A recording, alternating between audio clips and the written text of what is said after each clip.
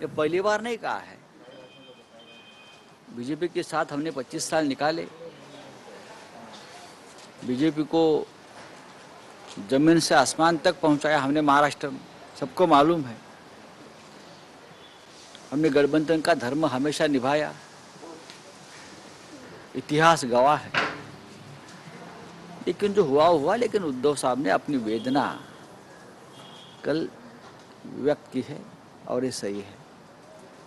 ये सिर्फ शिवसेना की बात नहीं है, जो भी बीजेपी के साथ चला गया था अच्छे मकसद से, वो सभी पार्टियों का या गठबंधन में जो उनके साथ है उनका यही हाल हुआ है। चाहे अकाली दल हो, चाहे गोवा में एमजीपी हो, चाहे हरियाणा में हो, चाहे चंद्रा बाबू हो, सभी को जयललिता हो, सभी को उनकी कीमत चुकानी पड़ी है। लेकिन शिवसेना अकेली पार्टी है जिसने कीमत उनको चुकाने पड़ने के लिए काम किया है।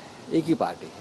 उद्धव जी ने एक बात और कही कि देश भर में शिवसेना ने अपना विस्तार नहीं किया, बीजेपी को बढ़ने का मौका दिया। शिवसेना महाराष्ट्र में सीमित रही, लेकिन आज बीजेपी जो है वो आंखें दिखा रही है। हाँ, बाबरी के बाद अगर शिवसेना उत्तर हिंदुस्तान में एक लहर हमारी थी, बाला साहब ठाकरे जी की, शिवसेना की, उस वक्त अगर हम उत्तर प्रदेश, बिहार, हरियाणा और पंजाब तक, कश्मीर, जम्मू तक अगर चुनाव लड़ते, तो जैसे कल उद्धव जी ने कहा कि देश में हमारा प्रधानमंत्री होता, लेकिन हमने ये सब कुछ बीजेपी के लिए छोड़ दिया कि ठीक है, आप देश में बढ़ जाइए, हम महाराष्ट्र में काम करेंगे। ये हमारी एक बड़प्पन थी बाला साहब ठाकरे की, एक बड़ा मन था बाला साहब ठाकरे जी का। वो रियल हिंदू हृदय सम्राट थे, क्योंकि अगर एक हिंदू पार्टी देश में बढ़ना चाहती है तो हम उसमें कोई अड़चनें नहीं पैदा करेंगे। आप और हम एक विचारधारा के लोग हैं, चाहे आप बढ़े चाहे हम बढ़े, लेकिन विचार बढ़ता है। ये बाला साहब ठाकरे की सोच हमेशा रही। तो सर मराठी में आ गई है सर कि कल्की के बाद अब एक बार वापस बीजेपी के साथ नजदीक। क्यों आप ये सवाल आप बार बार क्यों पूछ रहे हो? कौन सी तल्खी, क्या है? खत्म हो गया सर मराठी मध्ये सांगा कि जो हिंदुत्व है उनका पावर का हिंदुत्व है। डुप्लीकेट सर मराठी मध्ये ढोंग, नकली। कल उद्धव ठाकरे जी ने यही कहा, जब सत्ता चाहिए तो सब ये हिंदू है, वो हिंदू है, वो हिंदू है, फिर हिंदू पाकिस्तान होता है, हिंदू मुसलमान होता है, सत्ता के लिए सब कुछ होता है। लेकिन जब काम हो जाता है तो उसको फेंक दिया जाता है। जब उनकी आवश्यकता खत्म हो जाती है राजनीति में, तो उनको दूर किया जाता है। ये उनकी नीति है, ये उनका धर्म है। गोवा में भी यही कर रही है बीजेपी, लक्ष्मीकांत पार्सेकर हो या आपने देखा होगा पर्रिकर का क्या होगा, आपने देखा होगा लक्ष्मीकांत पार्सेकर का क्या होगा, आपने देखा होगा महाराष्ट्र में एकनाथ खड़से जी का क्या होगा। आप देख रहे हो महाराष्ट्र में मुंडे परिवार के बारे में क्या हो रहा है, पूरे देश में होता है ये। आपने देखा होगा रामविलास पासवान जी के परिवार का क्या हो गया, है ना। तो इसके बारे में आप पहले से कह रहे थे कि हम गठबंधन नहीं करेंगे बीजेपी के साथ, शुरुआत आपने की थी, सबका हाल अलग हुआ, लेकिन शिवसेना अलग। हमको हमारी ताकत मालूम है, हमारा विश्वास, हमारा आत्मविश्वास से हमको आगे लेकर जाता है। महाराष्ट्र में हमारी केडरवेस पार्टी है, अगर हमसे टकराओगे तो उसका नतीजा आपको भुगतना पड़ेगा। सर मराठी मध्ये सांगा। दूसरी बात, चाहे ईडी हो, चाहे सीबीआई हो, चाहे केंद्र की सत्ता हो, आप हमें कितना भी कुचलने की कोशिश करो, हम डरेंगे नहीं। हम लड़ने को और मरने को तैयार हैं। आप जो चाहे कर लीजिए। सर उद्धव ठाकरे बीएमसी में कोई गठबंधन की बात नहीं है, बोलिए। दूर दूर तक। सर उद्धव ठाकरे यांनी काल महाराष्ट्राला संबोधित केलं, तिखट प्रतिक्रिया दिलेली आहे, तुमची प्रतिक्रिया त्यावर काय? आता माननीय पक्षप्रमुख आणि राज्याचे मुख्यमंत्री उद्धव ठाकरे यांचं कालचं भाषण आपण पाहिलं असेल। उद्धव ठाकरेंना बोलताना पाहूनच विरोधकांची झोप उडाली असेल. काल सकाळपर्यंत सांगत होते की उद्धव ठाकरेंना बोलता येत नाही, उद्धव ठाकरेंना चालता येत नाही. आता उद्धव ठाकरे कुठे काम करतायत. काल उद्धव ठाकरे मुख्यमंत्री कार्यालयात चालत आले. त्यांनी तिथून शिवसेनेला, महाराष्ट्राला आणि राष्ट्राला संबोधित केलं आणि अत्यंत तीव्र शब्दात त्यांनी त्यांच्या भावना व्यक्त केल्या की शिवसेना स्वबळावर पुढे जाईल, आत्मविश्वासानं पावलं टाकेल. निवडणुकातली हारजीत शिवसेनेला कधी खचवत नाही.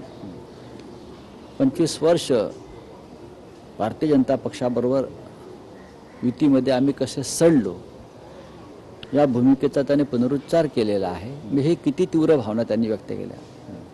आणि हिंदुत्वाच्या बाबतीमध्ये त्यांनी जो हल्ला केला की भारतीय जनता पक्षाचं हिंदुत्व हे ढोंगी, नकली आणि फसवा आहे, फक्त सत्तेपुरतं आहे, वापरा आणि फेका या पद्धतीचं आहे, हे त्यांनी काल परखडपणे सांगितलेलं आहे.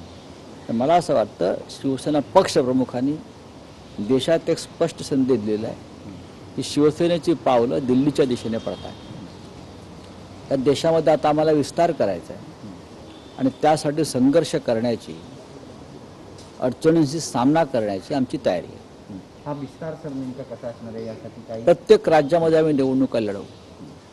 आज यश येणार नाही पण उद्या येईल, हा विश्वास आणि आत्मविश्वास आमच्यामध्ये आहे. आम्ही गोव्यात लढतो आहोत, आम्ही उत्तर प्रदेशमध्ये पाऊल ठेवलेलं आहे. याच्या आधी दादरा नगर हवेलीची लोकसभा आम्ही जिंकली आहे. आम्ही दक्षिण गुजरातमध्ये काम सुरू केलेलं आहे.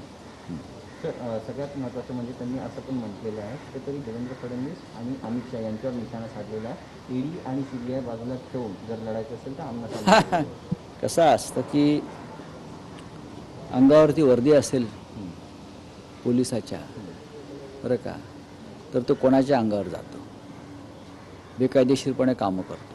अनेकदा असं आपण सिनेमात ही डायलॉग बघितलं असलं, वर्दी निकाल कर मेरे गली में आ, बरं का. तशी ही ED, CBI, इन्कम टॅक्स हे जे काय आहे ही त्यांची चिलखत आहे. ही चिलखतं घालून ते राजकीय शत्रूंशी लढत असतात. हिम्मत असेल तरी चिलखतं काढून मैदानात या. नाही मातीत गाडलं, नाही लोळलं तर शिवसेना आपलं नाव सांगणार नाही. अशा प्रकारची भूमिका काल उद्धव ठाकरे यांनी सांगितली आणि आम्ही सगळे त्या भूमिकेशी ठाम आणि सहमत आहोत. आणि आपण माहीत आहे आम्ही सगळेच लढतो आहे, आम्ही तुम्हाला घाबरत नाही. या अंगावर काय करणार आहात तुम्ही, काय करणार आहात. एकतर खोट्या प्रकरणात तुरुंगात टाकाल, हे तुमचं IT फायटी सेल आहे, त्याचा गैरवापर करून बदनामीची मोहीम चालवाल, किंवा हरिण पंड्याप्रमाणे आम्हाला गोळी मारा. दुसरं तुम्ही काय करू शकता, पण तुम्ही शिवसेनेला खतम नाही करू शकत. हा डाव तुमच्यावरती उलटेल आणि तुम्ही संपाल. Sir why I killed BJP आणि मनसेची छुपी होती नाही मला माहिती. why I killed गांधी वाला सर. तर ही चिलखत घालून राजकीय शत्रूशी लढत असतात. भाजपावरती घणाघाती टीका संजय राऊतांनी केलेली आहे. हिंमत असेल तर चिलखत काढून मैदानात या, आम्ही तुम्हाला लोळवल्याशिवाय राहणार नाही असं उद्धव ठाकरे यांनी काल ठामपणे सांगितले. आणि सर्व शिवसैनिक याच मताशी ठाम असल्याचं देखील संजय राऊतांनी म्हटलेलं आहे. भाजपावरती घणाघाती टीका केली आहे.